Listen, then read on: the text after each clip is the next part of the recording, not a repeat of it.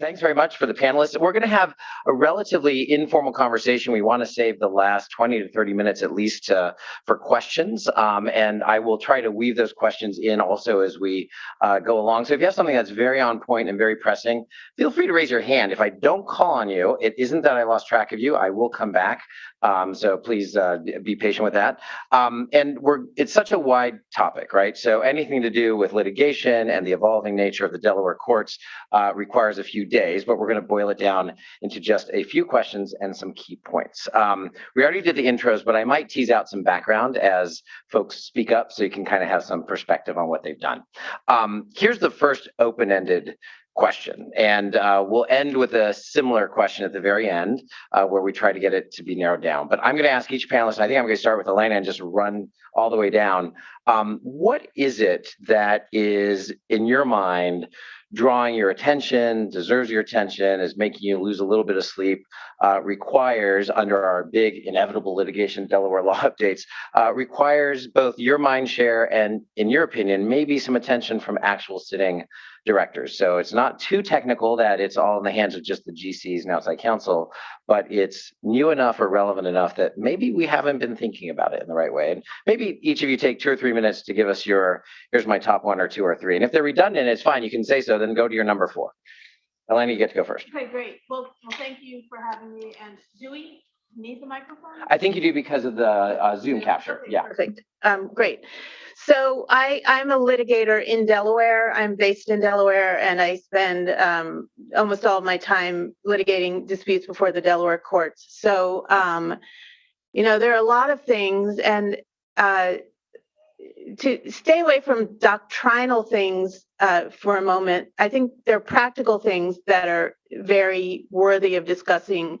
And one of them, everybody sort of knows not to take notes and send emails about things that you wouldn't want to be discovered. But I can't emphasize enough how many times the cases that we litigate turn on maybe not just emails, but text messages, postings on Slack, or even postings on Facebook or something. So when you're a director and you're being asked to make decisions, it's really important to really be careful about where you record your thoughts, because every day I spend time looking at text messages and trying to figure out, can we hold this back? Is it privileged? Oh, probably not, but is there an argument we can come up with?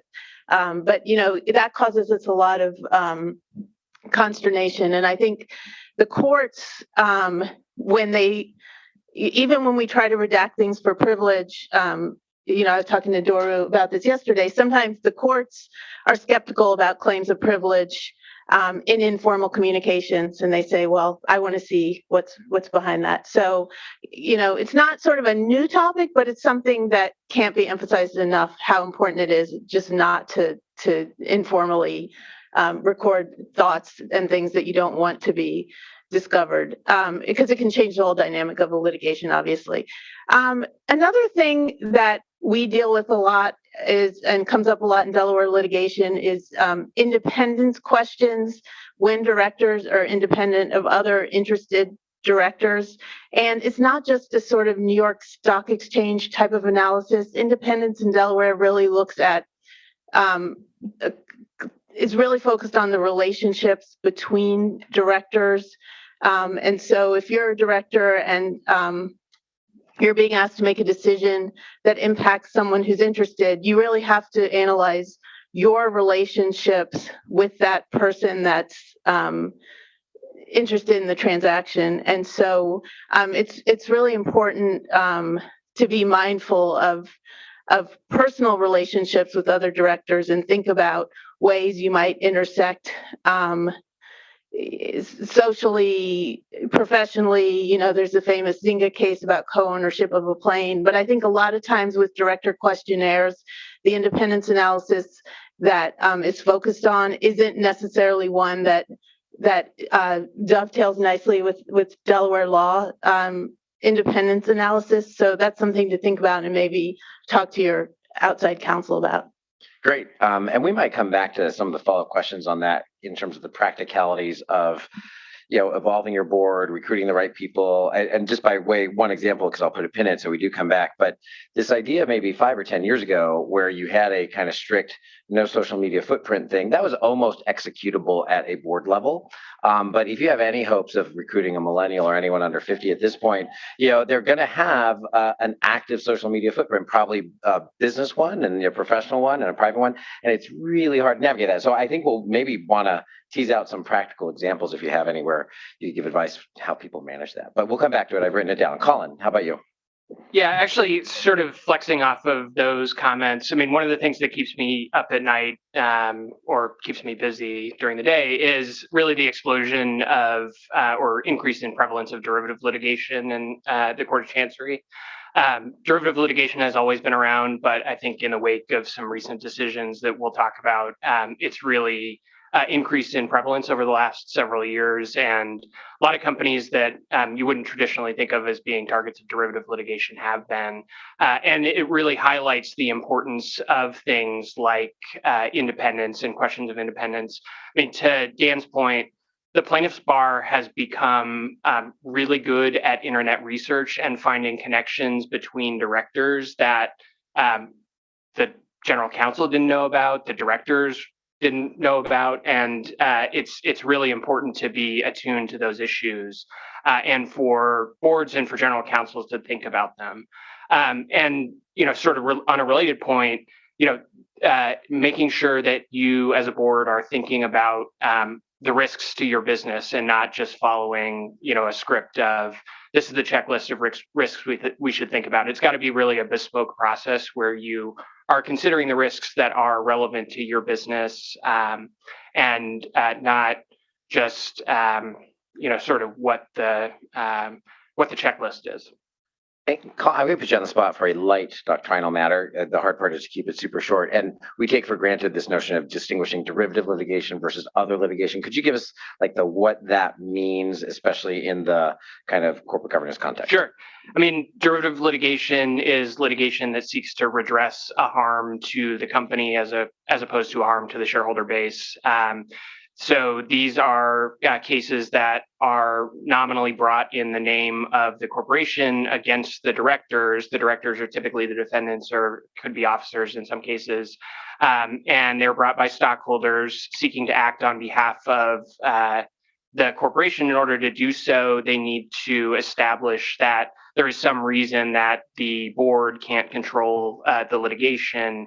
And the typical way in which plaintiffs attempt to plead that is to allege that either a majority of the board or half the board, in a case of an even-numbered board, is not independent with respect to the decision. They're either interested in the decision or they are not independent of a director who is interested in the decision. Brilliantly done in less than 90 seconds. Thank you. All right. So Linda, how about you? What one or two items are you paying attention to? Well, as Nancy said, I have mostly worked with biopharma companies. So historically, the number one thing we worry about is, will the drug work? Will we get good clinical data, and will the FDA approve the drug? Most of the time, the answer is no. And On all of them? Unfortunately, the rate of success of going all the way to the end of a drug development program is about 5 to 10%.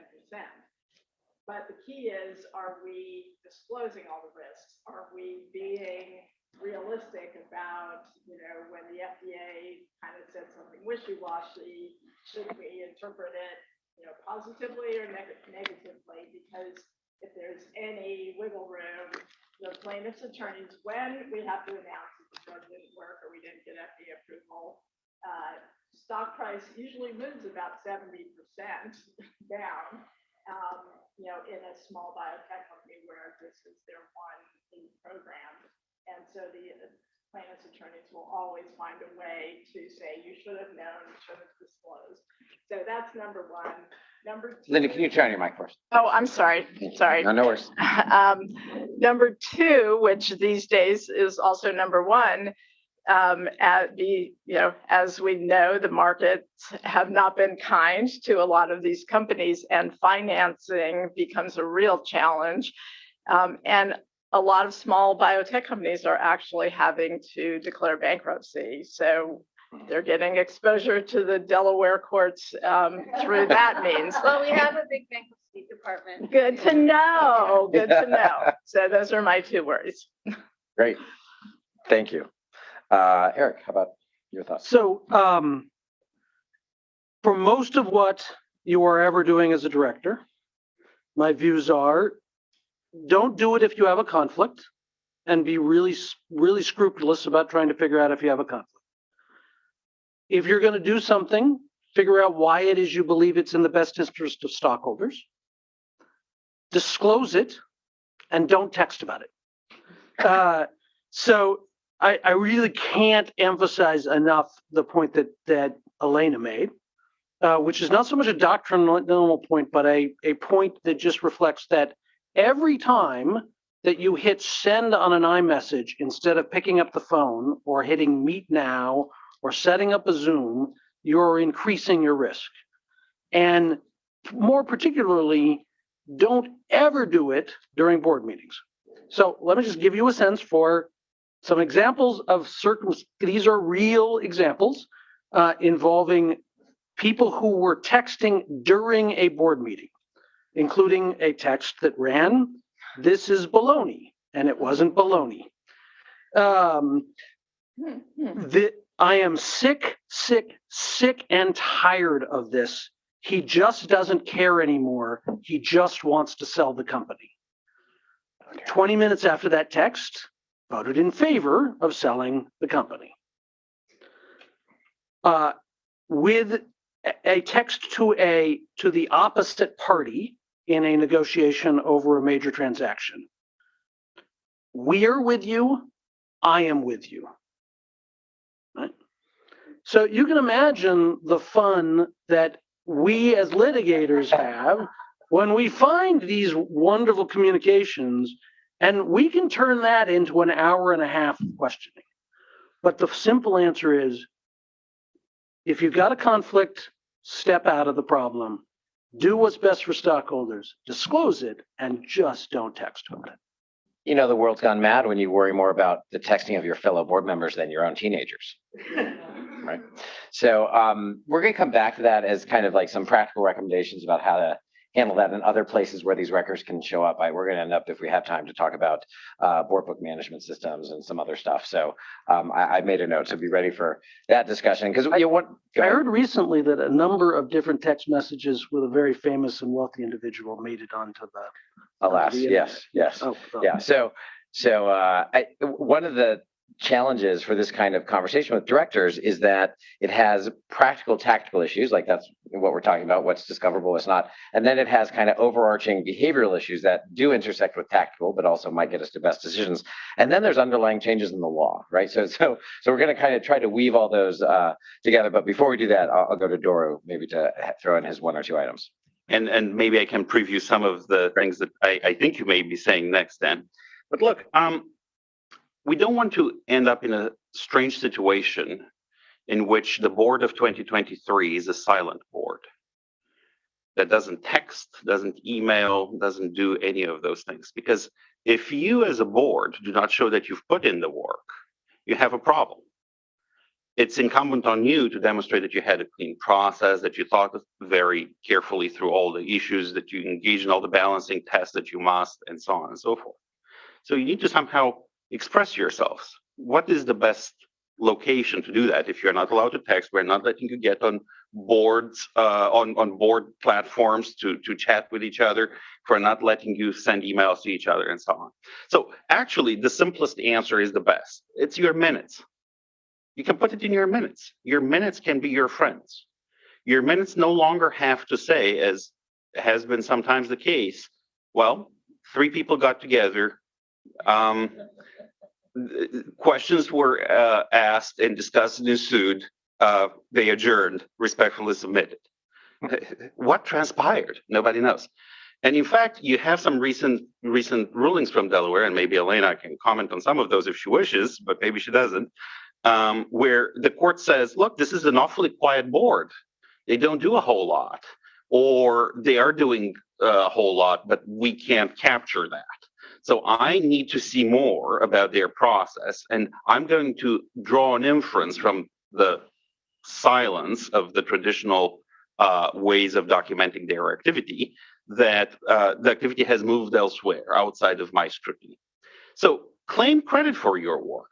If you have had conversations with each other and you have done a lot of thinking about this in between meetings, and you had calls with the chairman and the CEO and so on, use the minutes to capture those things. Now, you have to be thoughtful about how you do it, but that's a good forum in which to express yourselves. How do Remember trying your mic. how do the board members have input into the minutes? I mean, as a practical matter, the secretary takes the minutes, and then when the board reviews the minutes, I think they yeah. say, here's what I remember Yeah. from. I think it's actually quite helpful. I think it's quite helpful to have an internal conversation among the board members, and including with the person that normally takes the minutes. Sometimes it can be the general counsel, sometimes it's somebody else, another corporate lawyer. You can have a conversation about, like, okay, let's look at our minutes. What do they capture? If you often approve the minutes from the previous meeting, take a look at them. Do you think that they captured everything that you would want to capture? Do you think that all the effort that you did put is reflected in there? If not, have a conversation with your corporate counsel. Sometimes it's outside counsel, sometimes it's in-house. Hey, do we need to say more in our minutes? And if so, what is too much? I'm definitely going to come back around to that, because I think that's a place where some boards have started to pay attention and others have not. I don't know if anyone's on the board of a bank. If you are, you probably have already been paying a lot of attention to this, because the regulator pays a lot of attention to your minutes. And so there's always, about 10 years ago, as opposed to a few years ago, the less is more thing went away. And I think, Dora, you kind of just said that in different words, which is, once upon a time, as little as possible was the best, because then it gave nothing for anybody to hook anything into. That is no longer the case, as we know, and I'll have you guys expand on that. But this conversation between committee chairs and the general counsel in the creation of minutes is actually very important. There's a whole process that at least our Federal Home Loan Bank has created, which is quite interactive, and sometimes like, oh no, we wanted to call that out. And oftentimes in a board meeting, someone will say, please make sure that ends up in the minutes. You know, we took 4 hours to figure that out. Anyway, so at an appropriate time, I'd like to follow up on that question, because I was on the New York Stock Exchange company for its entire list as a public company, and I made sure that my valuations were in the minutes. We won't have it. The valuations everybody had was $45, and I had $60, so it was 1/3 over it, and I thought that they'd get sued if it was too low, and I didn't want to be sued. So I can follow up on that. So yeah, let's come back. I would love to. So let's make a note. Let me. Example, right? And we're going to switch gears here and actually go through some kind of modest doctrinal content. Don't panic. If you're online, don't like walk away from your Zoom. We're going to make it interesting. But let me just highlight kind of what we put together, because I think we'll get to most of it. First of all, records creation, whether deliberate and traditional or accidental and otherwise, and texting, et cetera, matters a lot. We have a whole discussion about disclosure, independence, not the independence that we often think about as in like Comp Committee, New York Stock Exchange listing standards independence, but a deeper, more complicated one revealed recently in different cases. Then this idea that goes beyond that of entanglements. So recognition that the plaintiff's bar can find entanglements that no one maybe was aware of and use that as a means to get at, for example, derivative suits. Managing conflicts as best you can because they're inevitable, and then somehow manage to still do your job and show it perceptions wise. So these are the things that we have up on the board. So with that in mind, I'm going to call on Elena. Could you give us the quick rundown, if that's possible, of the recent changes in what we might call, corporate law at the fundamental level in Delaware, mainly starting with what people are calling the new Caremark or Caremark 2. And again, if you haven't paid a lot of attention to this in the last 10 years, last time was 5 or 10 years ago, your general counsel gave you a good briefing about duties and some other nuances. It's different now, and it's different enough to pay, I think, some good attention. So maybe you can give us 3 or 4 minutes of that. Great, and I'll stay at a very high level here, but basically, everybody's probably heard of Caremark, which is the Delaware case about the board's duty of oversight. And for a long time after the Caremark case was decided, there was never a case that got past a motion to dismiss. Caremark was considered one of the hardest types of claim to state under Delaware law, and because directors have wide ability to oversee the corporation. Then there have been a series of cases over the last few years where directors were not able to get by a motion to dismiss in a Caremark context. One of them, and still we haven't seen a Caremark case get fully litigated and go to trial because these things have settled. So it's very much an evolving area of the law that we're all paying attention to see how it will play out. But there have been a couple of cases. One in particular is the Bluebell Creameries case, where there was a listeria outbreak arising from ice cream. And the Court of Chancery actually dismissed the Caremark claims, and the Delaware Supreme Court reversed and found that the plaintiffs had stated a claim. Now, generally, there's sort of two prongs of Caremark, two ways that a plaintiff can elaborate a claim. One is by showing that there's been no oversight mechanisms put into place, and the board has effectively just failed in its duty to establish an oversight system. And the second prong and the second way to make a claim under Caremark is to show that there is an oversight system, but the board just ignored it and didn't pay attention to signs of bad things that could happen. So we've seen these couple of cases. One was in the context of claims against Boeing for the 737 MAX plane incidents. One was this Bluebell case. But then we've seen other cases more recently where Caremark claims have been dismissed. These are in the couple in the cybersecurity context. And so this is really causing a discussion in Delaware and in the cases about what types of harms are the directors really should be focused. What types of harms are those harms that if they happen, plaintiffs will be able to state a Caremark claim that gets by a motion to dismiss.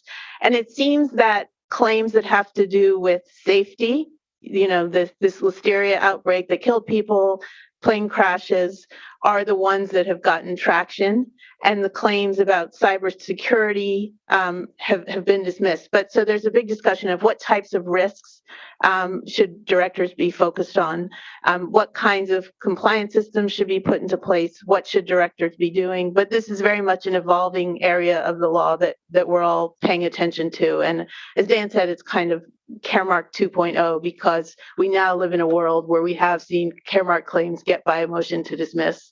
Not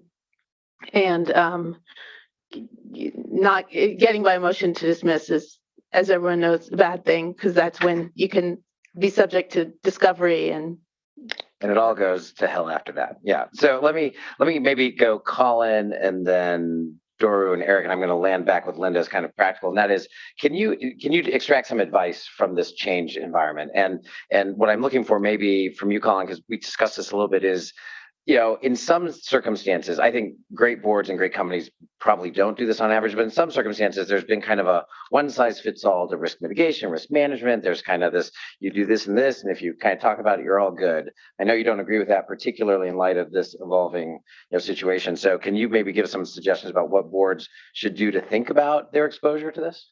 Sure. I mean, I think the way that the court has characterized the risks that boards need to be focused on in some of the recent decisions is, what are the risks that are mission critical for the enterprise? If you make ice cream, making ice cream that doesn't kill children is really important. If you manufacture planes, manufacturing planes that stay in the sky is very important. And so I think this is an evaluation that boards need to be making in the context of their enterprise. If I'm a bank, making sure that cyber criminals can't take all the bank's money is probably something that's important. Making sure that I have adequate compliance systems in place to make sure that my company is complying with the law is important, although that's sort of a generalized risk and a risk that every enterprise is subject to. we've seen in the cybersecurity cases a little bit of a vein of, cyber is a risk that all companies are subject to, and therefore, having a monitoring system in place is fine, and getting reports from your IT or your CISO, as the case may be, is appropriate. But there may be some enterprises where that really is mission critical, where data is your business. The other thing that we've seen, I think, in some of the cases is a focus on, whether there's been a violation of positive law. And that can come in a variety of forms. It can just be the laws to which your entity is subject. But it's also, I think, a focus on companies that are subject to unique regulatory requirements, either because they are in a heavily regulated industry, or they are actually subject to specific requirements as a result of like a DPA, a deferred prosecution agreement, or a consent decree. And making sure that if you are in that situation, that really is being focused on and observed, and the board is getting regular updates on how the compliance is going, what the system is, and what the company is doing to comply with the requirements. Great. And it's worth noting that tripping up with your regulator is its own risk with its own negative business consequences. So it's kind of meta, but if you didn't see that coming, and I'm Linda's pondering as she thinks about that, your whole business enterprise is a function of your regulator in some cases. But maybe, and Eric, feel free to turn me down on this because Colin's coverage was pretty comprehensive, but you had discussed this dilemma that boards have where they often say, oh gosh, we need such expertise to understand and track these things. And yet really the examples that Colin gave, and I know that you agree with this, were not particularly expertise centric, like the Listeria, the Boeing stuff. So can you talk a little bit about how boards should be thinking about their need for expertise, or how they should maybe acknowledge that the things that are really most in front of them don't require expertise? Because I often hear that as a refrain from boards, like, gosh, how could we have known? It's such a deep expertise area. And I know that's not always true. Sure. So first, let me say one takeaway you should have about Caremark, still under all standards, is you don't have to get it right. You just have to look at it, right? You want to get it right, but you're not liable because you get it wrong. You're liable because you either ignore or won't look at the topic. And if you're doing a good job as a director, and I'm sure you all are, you are by your nature thinking about the unique problems and circumstances that arise within the company. And then you can think about it, or often I talk to people in terms of those things that keep you up at night or cause you to worry, or you hope that keep up your CEO at night. Those are topics which someone on the board, some committee, some group should be looking at and evaluating to explore the question. And particularly if it has a high consequence, and death being a very high consequence for lots of circumstances. So, and there's a pretty good chance that you have a sense of what those are. It isn't important that you don't have, so it could be cybersecurity for you. You may not have a cybersecurity background. That's okay. You can always then, as a board, acquire the expertise from someone, or you have it inside the organization. What's important is that you be looking. It's not important that you be an expert on it. It's important that you be looking at the topic. And so if you just think about it in that context, that would be highly useful. The other is that it's probably in your risk factors. So go back, read through the risk factors and think about which of these actually do I really, really care about, I'm really concerned about, and which of them have I not heard about in the last year. And that, hopefully you're doing a good job. Maybe it will be that it's outside of it. And I'm sure that Boeing's didn't have a, planes falling out of the sky risk factor, but it would have engineering problems, et cetera. So those are two sort of practical ways to try to get at the issue of what is something that we can be looking at. What's keeping me up at night? What do I hope is keeping up the CEO at night? And are we hearing about it? And one way to look at it is look at your risk factors and think about, oh, that's a big problem, and I've not heard about that in a while. So how about we talk about that? And Eric, thank you for connecting kind of this idea of business judgment rule with kind of process and Caremark. And Dora, I want you to maybe expand on that, but I do, if you're willing to tease out a specific question that comes up as a possible strategy, which is, should boards be creating like a specific risk committee? Should more attention be paid to this formally? Does that enhance this process and hence the defense under the business judgment rule, or does it create its own problems? Maybe you can expand on that a little bit. Well, I get that question only about once a week. Yeah, at least. So should I create a new risk strategy committee or risk committee or cybersecurity committee sometimes or something like that? Look, you have to think about it as an additional resource on the board. If you are going to use that committee in the same way that you would have used, let's say, the audit committee, and it's not going to do anything more in depth than that, then is it really providing you any additional protection? Or is it just window dressing? If you're going to use it as a forum to delve a little more deeply into the issues so that, you know, you take some of the pressure off the audit committee and you bring it within the space of this committee, and you're leveraging this as an additional resource, then yes, that will provide an actual additional layer of protection. Another thing that you could do, in addition to setting up a specialized committee, is to think periodically. It doesn't have to be every year. It can be any number of years out from an IPO. Think about having a risk audit. Think about looking, you can have this done by internal audit, you can do it by your external auditors, you can have it by your favorite outside law firm, you can do it whichever way you'd like. But think about thinking critically through the risks facing the enterprise today, which might not very well be the ones that faced the enterprise 5 years ago. Finally, I think if you're looking to get credit for all of these things that you have done, one of the greatest things that comes across in minutes and shows an involved board, somebody who is actually paying attention, give homework to management. You're entitled to rely on management under Delaware law. You're entitled to rely on management for advice and information. So give homework to them. You know, I would like to see more data on what are we doing about this, or show me an in-house comparison between us and, you know, our top 3 competitors. And it shows involvement from the board, and it shows that management actually is being held to account. And generally, these things are not terribly onerous. They probably already have the analysis done. Great. I know Priya has a question. Oh, Priya, I'm sorry. I've been waiting to get to her. Priya, please. Thanks for waiting. So you guys were talking about this derivative suit exposure, and Elena talked about health and human safety. And I just wonder if you could click down one more level. If you are a director on a board that has a stock drop suit, a lot of analysis available to you ex ante about what's the probable exposure. I'm curious, how are you guys and gals advising your boards about what's their potential exposure for a derivative suit?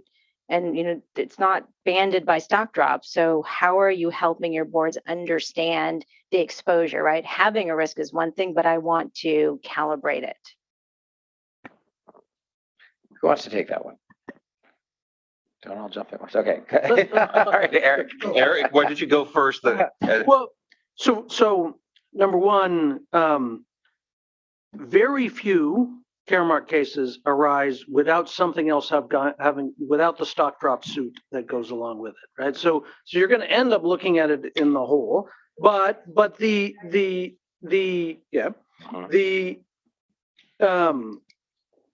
stock drop suits are just so frequent and so frequently settled that we have sort of a wealth of data in terms of the outcome and analysis. The hard part of these derivative cases, particularly in the Caremark context, at least I'll say the hard part to me is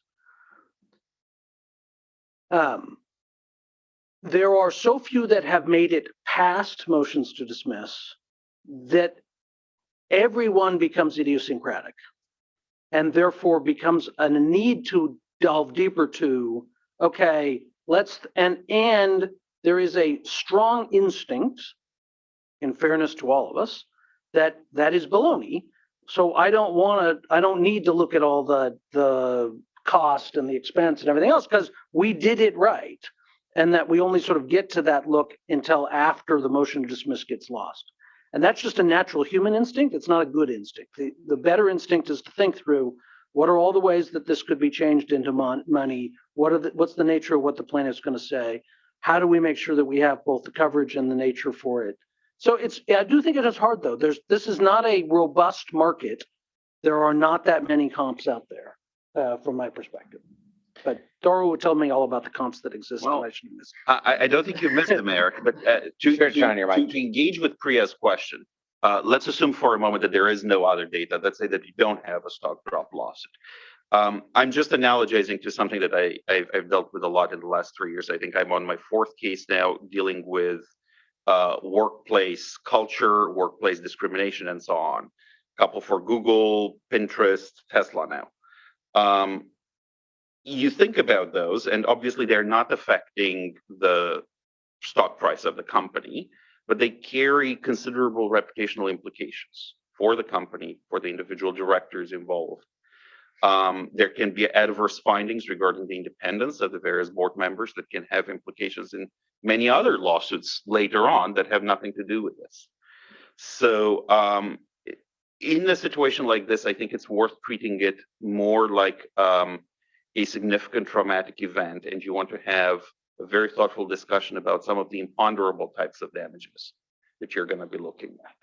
Because when you're trying to settle one of those, as Priya very well knows these days, there's a requirement almost from the plaintiff's bar that you have a dedicated earmarked fund created that you want to spend to resolve this type of problems at this company in the future. And this is something that folks that Priya works with a lot on the carrier side resist a lot, and for good reason, because you cannot start now dedicating corporate funds to addressing very narrow issues. So you need to take into account the reputational harm, the cost of resolving the issue, and a path to a settlement if that's the way you want to do it. Each case tends to be different. I don't think that we are going to have a database of settlements of this nature anytime soon. So Doro, let me draw that back around to something we also discussed, and you just alluded to it, which is ESG issues. So let me, as a backdrop, we recently had a NASDAQ panel in which someone used the phrase, peak disclosure, right? And what they were referring to was that we have this, kind of onslaught of oncoming disclosure requirements around everything from human capital management, and you name it. And that, the joke was the only people who are reading everything are the plaintiff's lawyers, right? Because they can kind of scan for all sorts of stuff. And it sort of resonated at the time that someone said that. And so my question is, tying back to this sort of exposure, and I'm going to draw Linda in on this because I think you kind of live in this world to a certain extent, right? Which is, as a director who has to engage with management to craft, non-boilerplate disclosures, right? We know we went through that cycle with comp, so we know not to, do boilerplate. And best practice is clarity to try to tie it to the strategic narrative, disclose what you're supposed to. But you are revealing plans, paths, and objectives and past achievements in that disclosure, which inevitably then creates a narrative if you deviate. And the one thing we know about business, 3 things, is it's very hard. Plans never go to plan, and people will be upset about it, right? So inevitably, you kind of set yourself up. So my question is, how do we navigate this intersection, practically speaking, as board members around ESG expectations, the disclosures around them, and then what happens with the plaintiff's bar? And so, Linda, I always find it interesting that biopharma is one of the few things where when you go public, you kind of tell everyone probably not going to make it, right? Like it's such a strange thing. And so you live under this, cloud of people will be upset with us and things could go wrong and there'll be litigation. So I suspect you're much more attuned to a lot of this because of the environment in which these companies operate. So have you had discussions at the board level? Have you figured out how to navigate that? What's your thoughts on all of that big question? Specifically around the ESG, yeah, because I think you said in our discussions that there's kind of this heightened ESG disclosure thing, but that can worry us too. Remember, yeah, thank you. Thank you. I think you're right that in the biopharma world, we are oriented towards disclosing all the horrible things that can go wrong. And you get examples of that whenever you see an advertisement for any drug on television. And our risk factors are like that times several orders of magnitude. I think for ESG specifically, people, the biopharma companies that I'm involved in around here, have really stepped up in terms of diversity, board representation. And so I think everybody's aware of it, but they probably worry about it a little less than they worry about their meat and potatoes risks of, is the drug going to work? Is it going to kill somebody or make somebody sicker than they already are?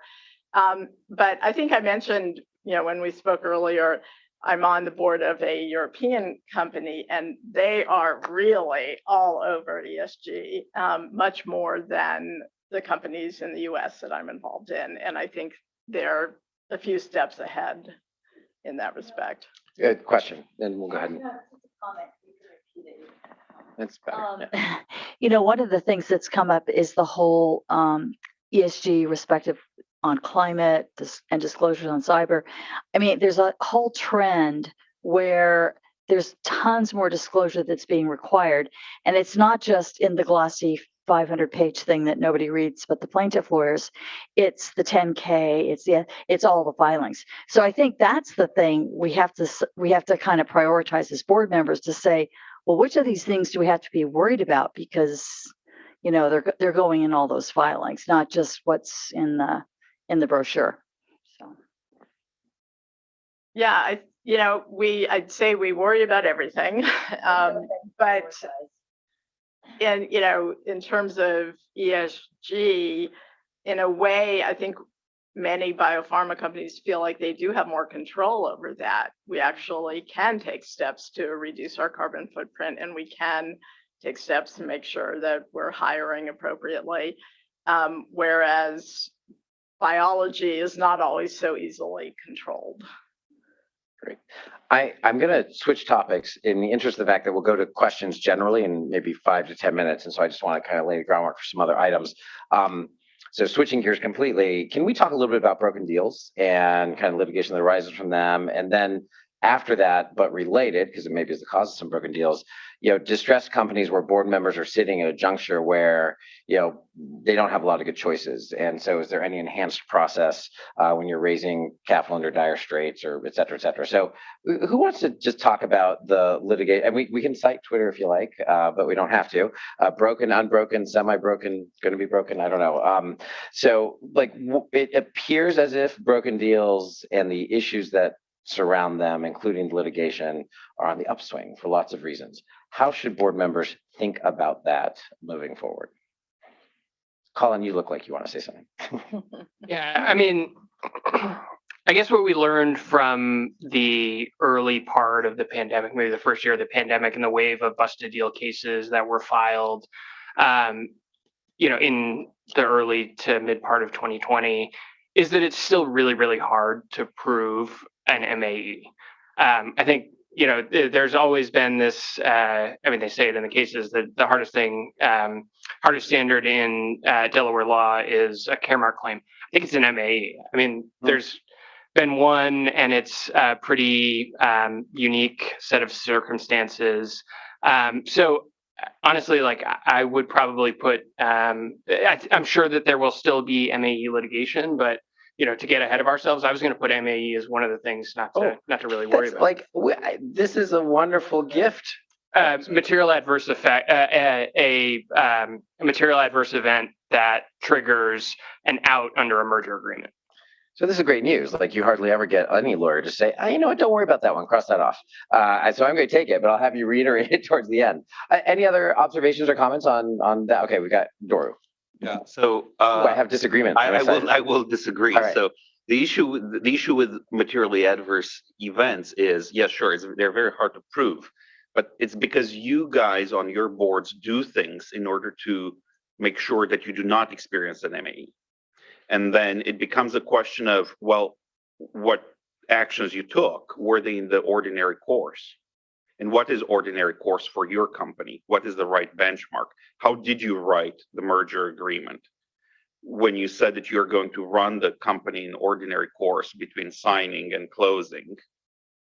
Ordinary course vis-a-vis what? The industry, history, your own company's practice, it becomes very relevant. And yes, you may have averted a materially adverse event, but that's by contorting yourself into a pretzel.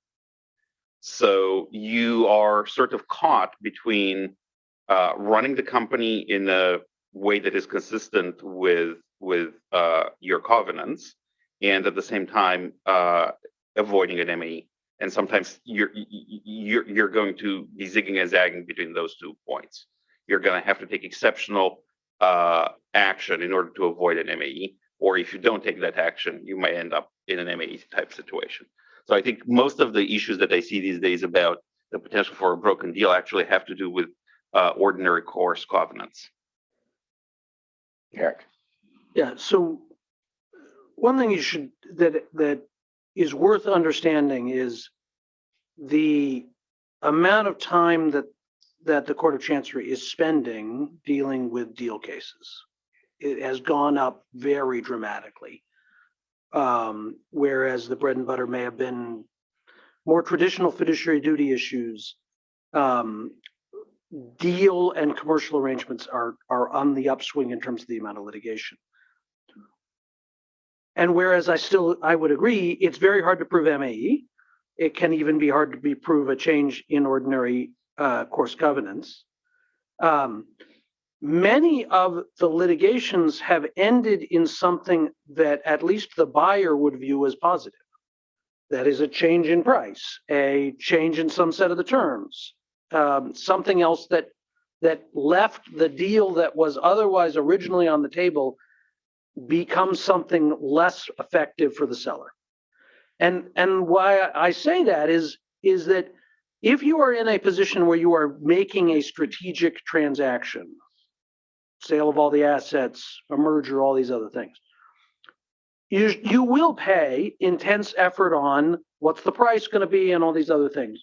But you should really be paying attention to and talking to your attorneys about how are we protected if they try to get out?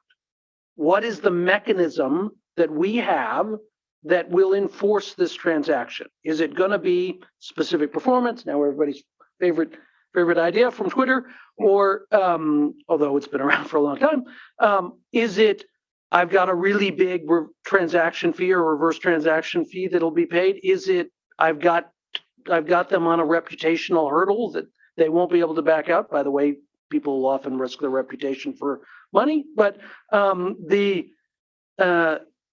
one part of the deal cases isn't just whether or not you're going to win, it's whether or not you're going to settle at a different price. I don't know if it's true that there are more deal cases now in the court in Delaware. I think there have always been deal cases. I think what's different is we're not seeing them as preliminary injunctions where people are trying to enjoin deals. We're seeing them as contractual disputes. Which would point towards Eric's kind of Yeah, observation, which is work with us, right? Sort of. Right. Right. But I think traditionally we do see more contractual fights and commercial disputes. I agree with that. But I think the deal cases used to come up in a different context, trying to enjoin the deals. But since I practiced in Delaware, which is about almost 20 years, I haven't seen any. I think there's always been a lot of deal cases. Yeah, I guess I would put there's more counterparty cases as opposed to stockholder cases. But correct. Yes, agree. So before we switch to overall questions, let me shift gears again and do something. Again, we know about the rise of unicorns, private companies that are often venture funded. They are, if you go back to a previous era, 20 or 25 years ago, they would have been publicly traded. They would have actually, many of them mid caps, right? And then perfectly successful ones. And so the relevance of their organizational scope and size is no less, if anything, it's more. And so there's lots of them. There are a lot of them in Silicon Valley. So taking a specific version of the tough times conundrum. So you're a venture funded unicorn. You are successful in many ways, billions of dollars of revenue, real product, et cetera. You've been at it for 5, 6, 9, 10 years, maybe. And now you need to raise money.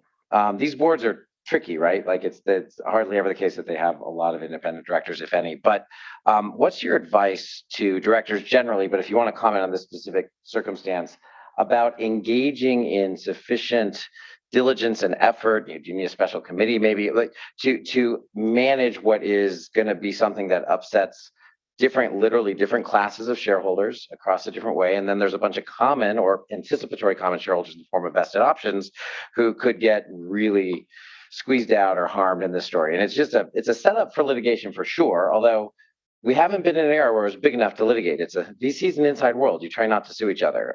But now it's a whole different story these days. So advice or thoughts about, it'd be kind of a similar conflict if you were publicly traded and you're in dire straits, you had to figure out how to raise capital in a hurry. But I like the Silicon Valley version. Thoughts? Linda was smiling a lot, so she knows the story. I know that, and I know it's making you speculate as lawyers, which I don't mean to do. But pointers. Several of us sit on boards like that. So anything you should look out for other than don't text your fellow board member, gosh, this is a disaster. We should have seen this coming. Should have fired that other guy years ago. Linda. Well, I think it is a good reason for companies to think about putting independent directors on the board earlier rather than later, because the investors are all going to have somewhat different interests. They're not going to be totally aligned. And I think, the management team really needs to have somebody who can step outside of those conflicts and really think about what's best for the company. And sometimes you need to bring on the independent directors later. I mean, I agree with you, Linda. It's good to do it early, but often in the context of a transaction when people are really gung-ho to squeeze out another class, it might be good to take a step back and think who on this board can actually make an independent decision about whether this is a good thing. And if there is nobody, and this gets back to kind of where I started about looking at real conflicts. If there's nobody, sometimes you bring in an additional director or two who can serve in that role.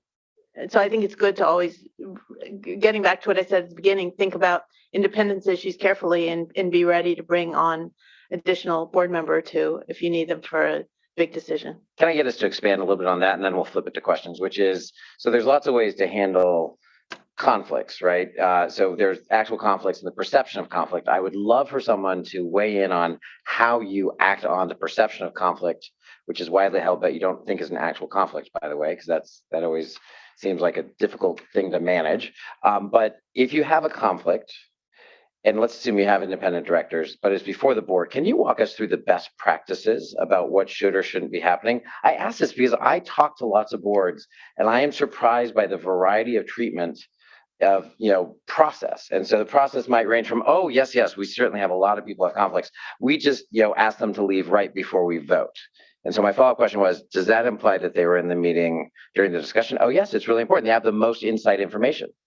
Okay, so there's that, right? All the way to a different end of the spectrum, which was, general counsel didn't think there was a real conflict here, but most people will think there is one. So we recused them from the very beginning and they won't be involved at all, which seems like kind of a conservative other end of the spectrum. Can you give us, in your practical litigation experience, which is the best place to land on this sort of issue? Conservative. Okay. I mean, if litigation is the only consideration, right? It's not that you have to weigh it with other things. And so, and I've also got to say, from the litigator's perspective, I don't really understand the difference between a real conflict and a perception of conflict, because to me, perception is, the judges are very focused on human nature. The specific example is they left a company that still claims them as like the founder and makes a big deal about them, but they have no connection, no interest, nothing. There's an arguable reputational connection if you really wanted to stretch, but really they know nothing. They're not involved. They won't make more or less money based on the outcomes. But the world might think, oh, aren't you affiliated with that? Like, didn't you found that? That would be the only. But a judge might think that too. Okay. So even in that one, you would say on the conservative side. Again, from a pure litigation perspective, but obviously you have to balance it, and it's a spectrum. So, how practical is it for that person not to be involved at all? But I will say, from a litigation perspective, we often see situations where a director says, "Well, I just didn't vote. Were you involved in structuring the transaction? Well, yeah, it was my idea, but I didn't vote, and I left the meeting when they voted." That's just not good enough. Other comments, and then we'll just throw it open to questions. So I actually have a question for Elena. Elena, do you think that, let's say that, process was imperfect, right? Because you had to do the balancing act between litigation and business Right. concerns. So process was imperfect.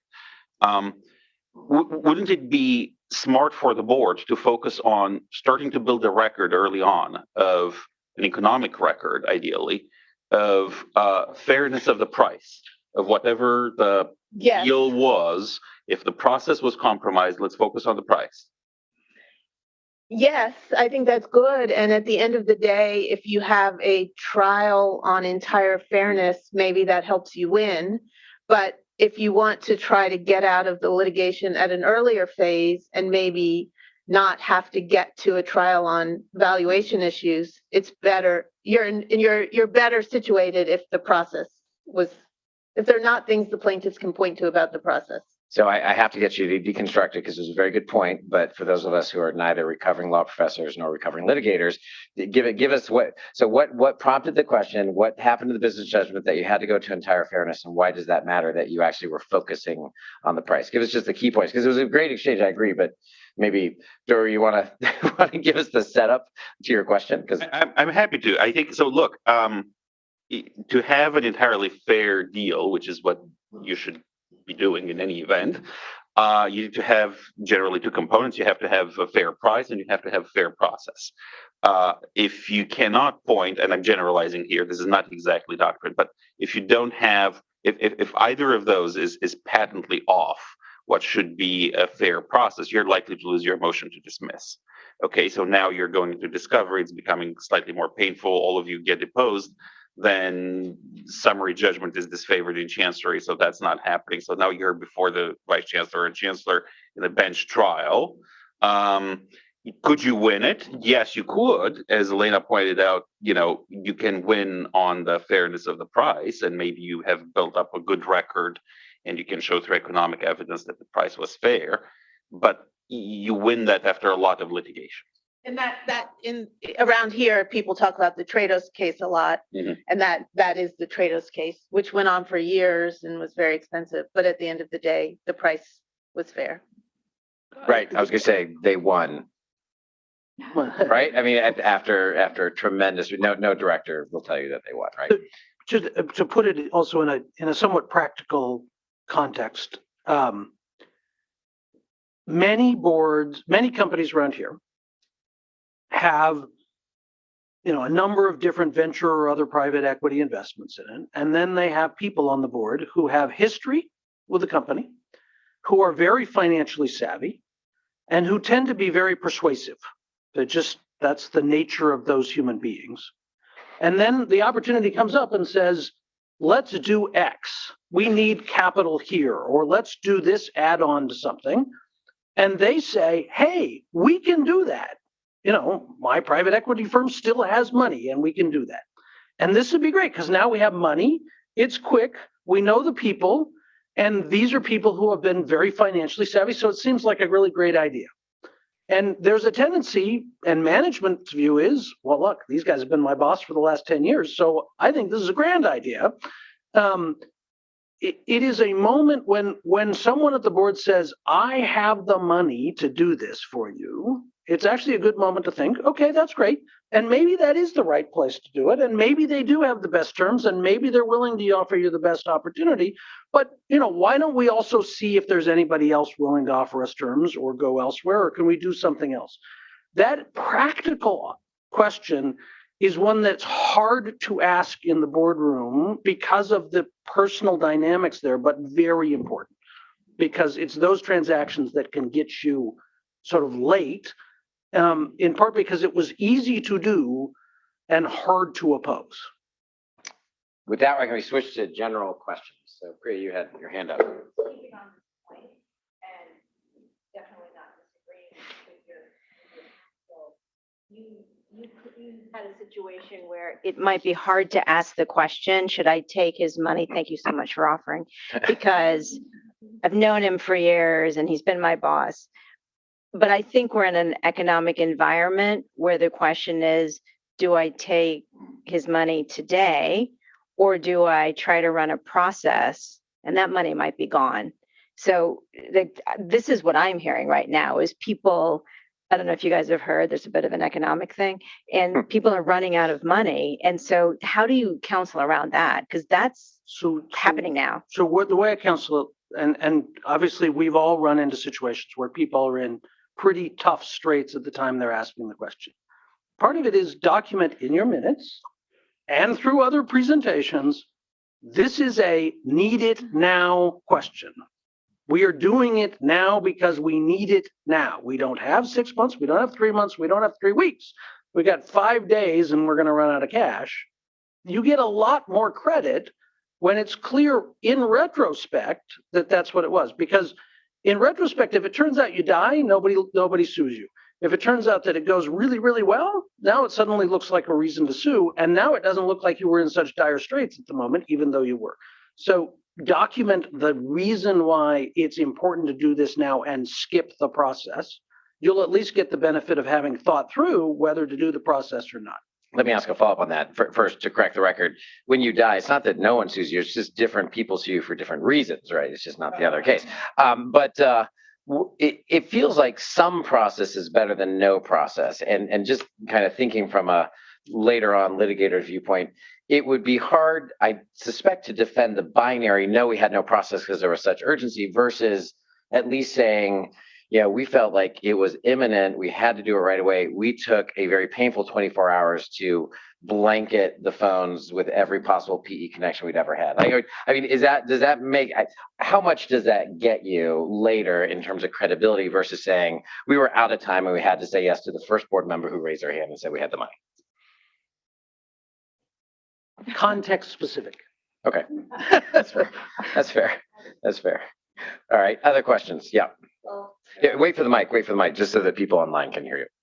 There you go. Usually I don't need a mic, but at least that's what my wife says. So what I do, press. It's on. No, you're good. You're good. It's Okay, so this is exactly what we went through, and Priya knows the company, but I'll keep it slightly disguised. So for various reasons, our company was getting entertained by a competitor in 2019. Pandemic starts in 2020. I voted against it, but they decided to go through a sales process. Sales process failed because of the pandemic. The prices were much lower than they thought. I mean, that just is dumb, but they went ahead. It's all documented in the proxy and so on. They then decided to do it again. The competitor came after us and they said, we just got to do another sales process. So we did a sales process starting in January, February of 2020. And so there was extreme rigor. I mean, you got to see our, I think we quadrupled the size of our notes. It's all there. I probably added, half of that.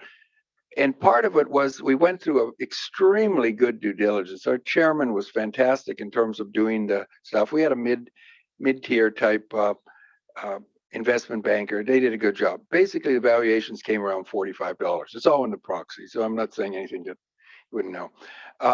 So what happens is everybody, all the people, and I think this is a big thing, most board members have a very hard time going outside the experts. They hire an expert, even though and in my case, I thought I was smarter than the experts.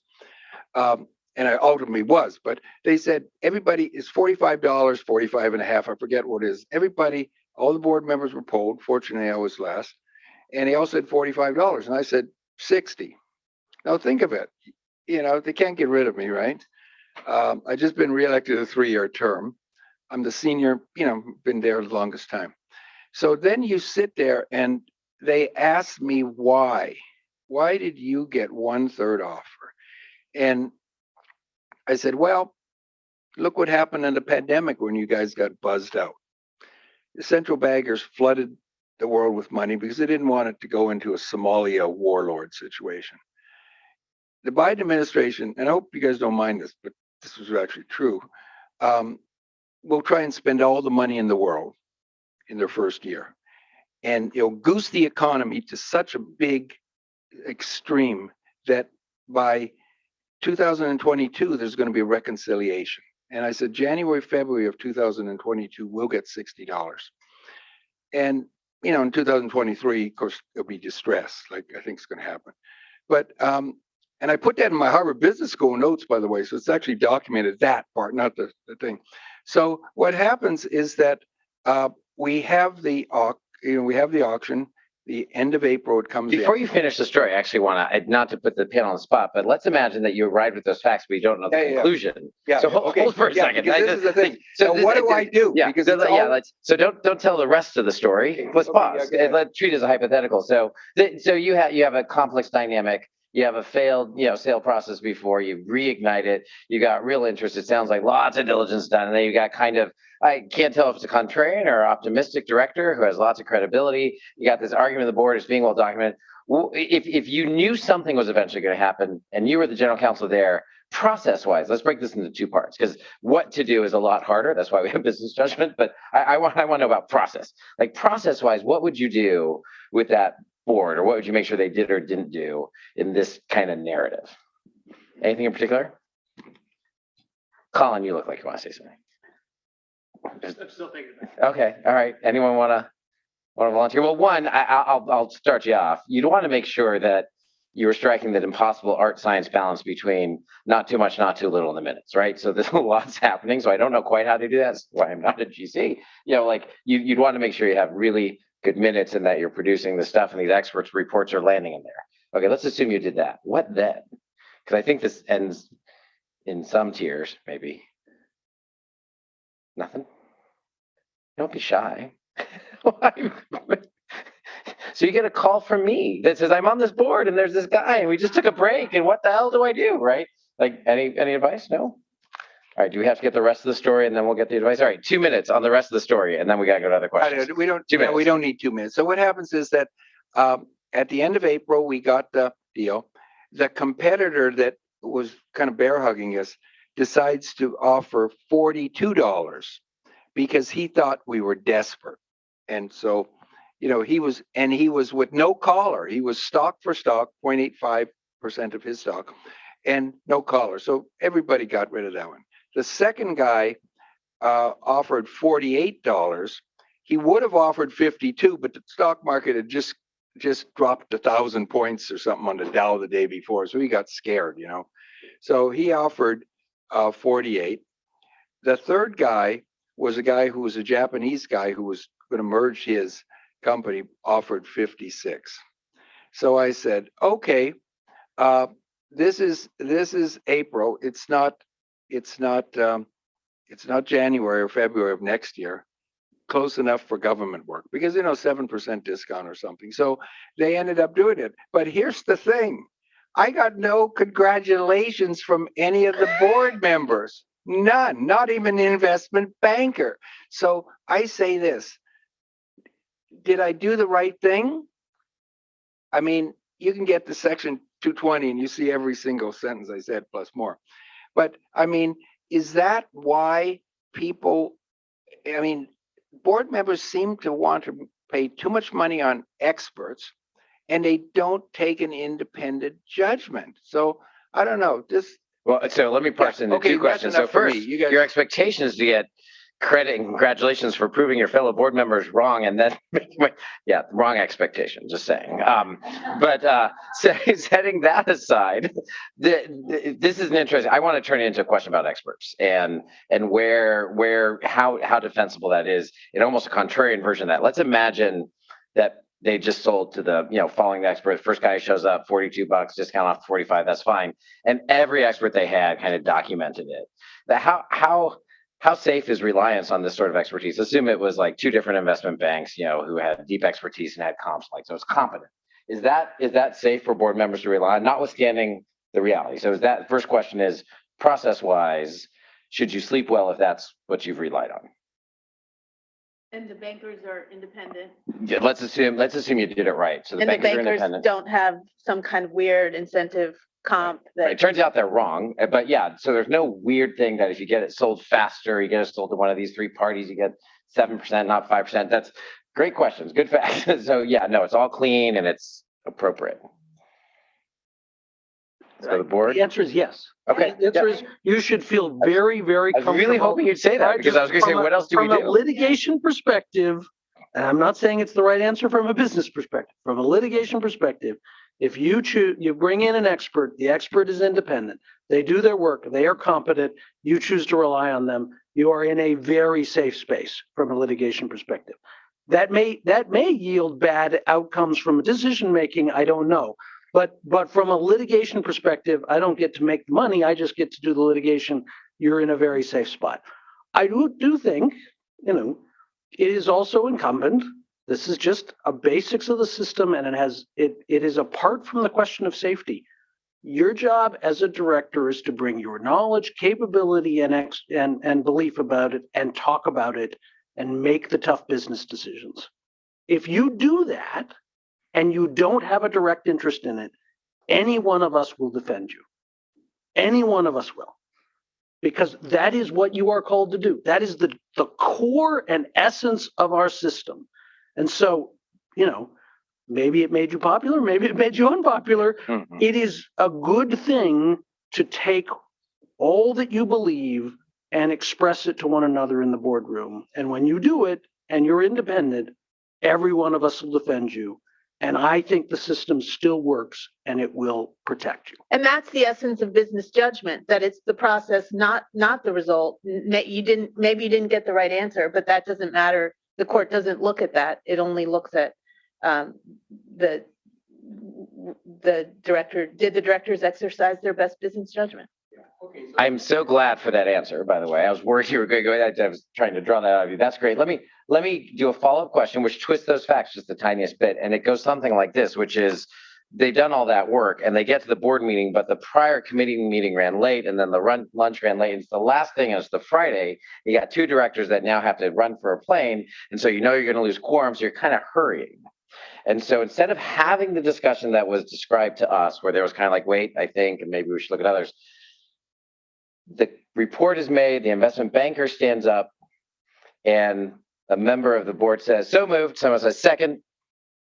And any discussion? No. And they call it, and then people start getting up and leaving. So you end up in your record that this discussion that maybe took a half hour, an hour in the real world is really truncated. Like it came at the end, people are in a hurry, and it's a minute and a half long, and you could actually do the transcript and only be 82 words, right? So now you have this time issue, and it's a real pointed question, which is, have you seen problems arise from a failure to allow sufficient time for what you described as the reason boards convene the way they do? They might arrive at the wrong decision, but they try to get the benefit of everyone's input, and then they arrive at the wrong decision, at which point you'll defend them. But it's a permutation on the Disney comp thing, right? Which was what'd you get done in 11 minutes.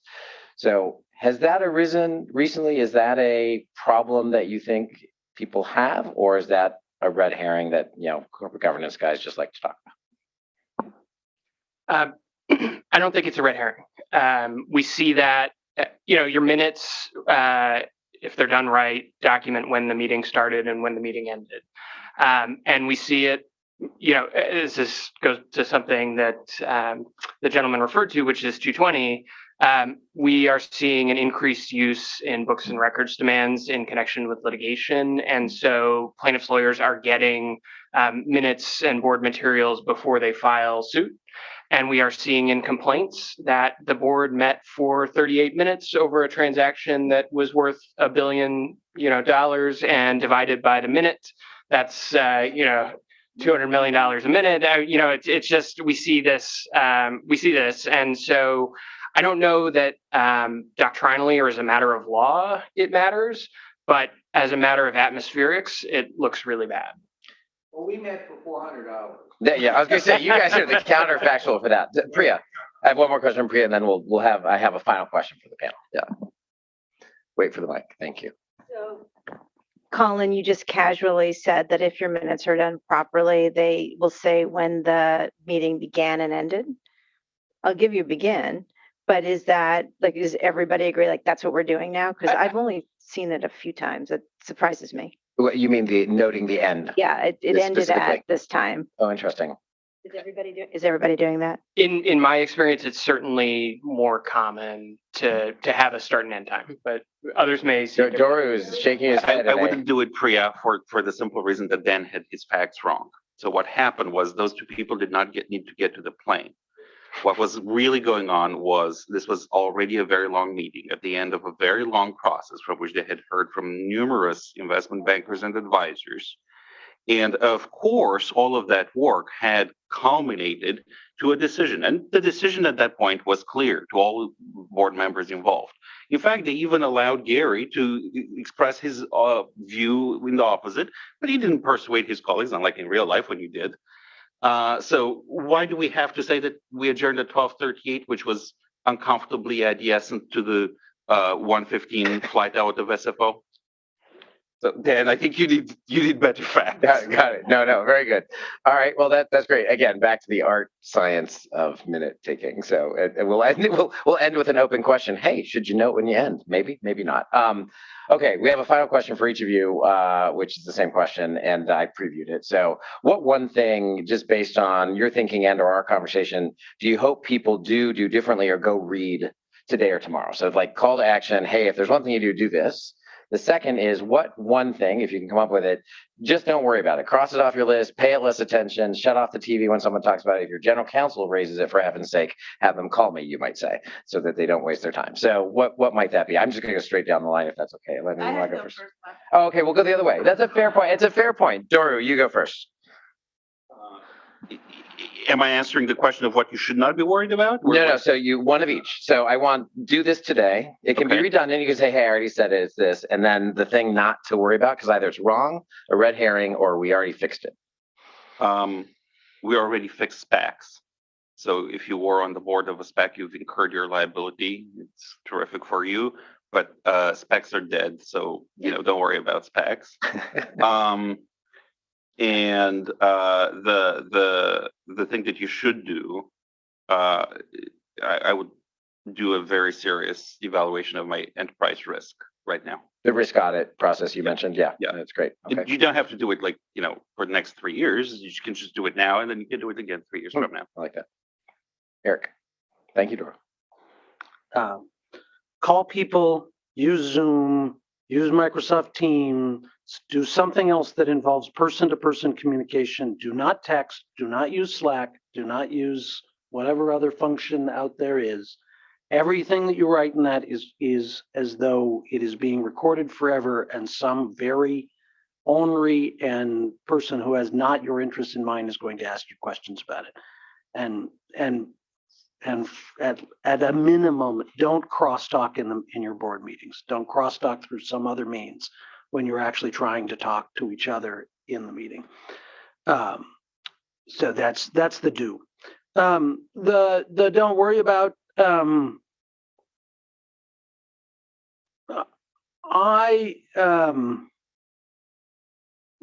I guess I'll go with what was already said, and that is I don't think MAEs are if somebody comes to you and says we're gonna win on this MAE, I would say come up with a new one.